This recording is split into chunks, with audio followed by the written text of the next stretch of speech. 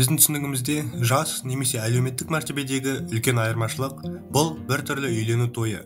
Дәстүрінде сенімнің де түрі бар. Қалыңдық пен күйеу жігіттің ұзақ немесе бақытты өмір сүру ниетінің шынайылығына сенетін адамдар аз. Сонымен қатар әлемде ақылсыз деп атауға болатын көптеген некелер де бар. Бұл видеодағы кейіпкерлер жануарларға үйленетін адамдар. Ендеше бастайық. Тағы бір айта кететін зат мына пікірлер. Осылай менің арнамның дамуына үлес қосып, мені қолдап отырғандарыңыз үшін рахмет.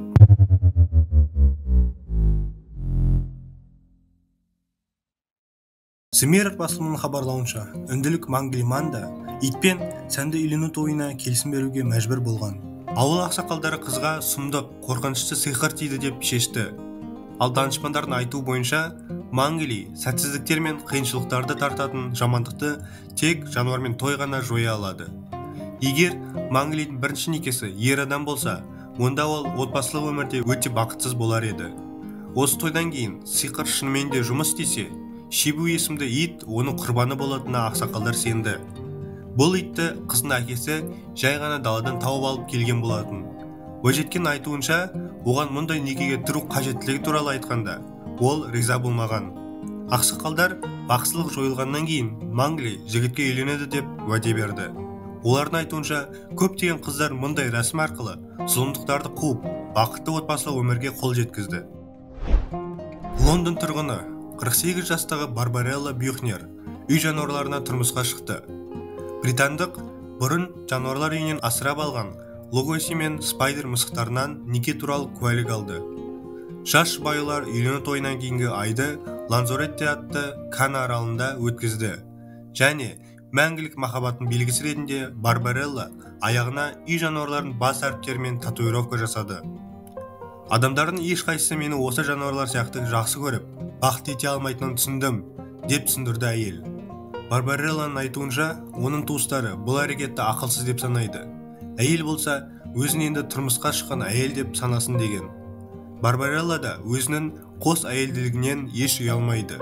Алайда, мысықтармен неке туралы куәліктің заңды күші жоқ және ресми емес. Оны үй жануарларына үйленгісі келетін адамдарға арналған сайт шығарған.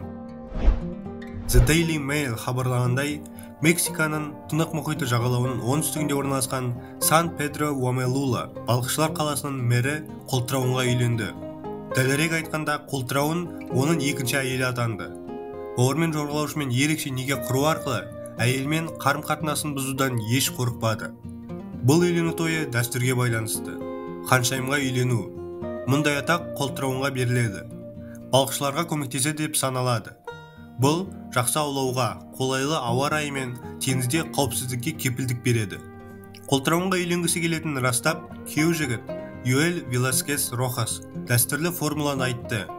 Мен ханшайымға үйленгім келеді. Қалалық әкімдікте салтанатты шара басталар алдында күйеу жігіт пен Қолтырауын ақ көйлек киіп қала тұрғындарының сүйемелдеуімен салтанатты қыдырып қайтты.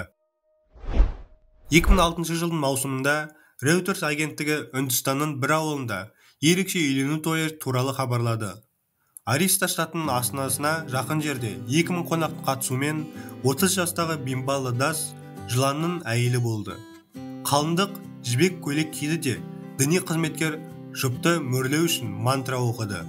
Алайда күйеу жігіт келмеді, дәлірек айтсақ жорғалап келмеді. Кобра өзі тұратын жақын маңдағы інінен шықпады. Сондықтан күйеу жігіттің рөлін жыланның жезмісін ойнады. Жыландар ештеңе сөйлей алмаса да, түсінбесе де, біз ерекше түрде сөйлесеміз, деп Дас журналистерге айтқан. Мен құмырсқа илеуіне сүт құйған кезде, кобра әрдайым жорғалап шығып ішеді, деп қосты ол. Ауыл тұрғындары тойды құптап, жақсылық әкелсін деген үмітпен қабылдап, осыған орай дастархан жайды. Үндістанда жыландар, әсіресе патша кобралары, діни рәміздер ретінде құрметтеледі. Анасы Бимбалдың ауырып қалғанын, отбасыда емделуге ақша болмағанын айтады.